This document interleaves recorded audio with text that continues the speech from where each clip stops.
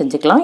இது வந்து குடிக்கிறதுக்கு ஒரு பீஸ் போட்டுட்டு தயிருங்க, இது ஒரு 2 டீஸ்பூன் தயிர் போட்டுட்டு உப்பு போட்டுட்டு அதே மாதிரியே மிக்சியில் நல்லா அடிச்சுட்டு நிறைய தண்ணி மிக்ஸ் பண்ணி நம்ம குடிக்கலாங்க. ரொம்ப நல்லா இருக்குது. எனக்கு வந்து ரொம்ப காஃப் இருந்துக்கிட்டே இருந்துச்சுங்க ஹீட்டால்.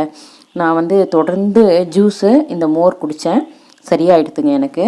இப்போ பரவாயில்லை. அதாவது ஹீட்டால் உங்களுக்கு இருமல் இருந்துச்சுன்னா இந்த மாதிரி குடித்தா சரியாயிடுது.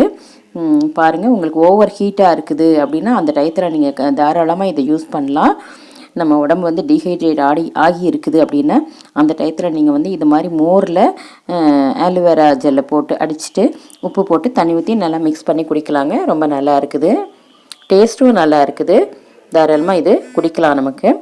அதான் உங்களுக்கு நான் செஞ்சு காமிச்சிருக்கேன் பாருங்கள். இது மோரில் இது மாதிரி நம்ம நீர் மோராக உப்பு போட்டு ஆற்றி குடிப்போம் இல்லைங்களா, அதில் ஒரு பீஸ் ஜெல்லி போட்டு நான்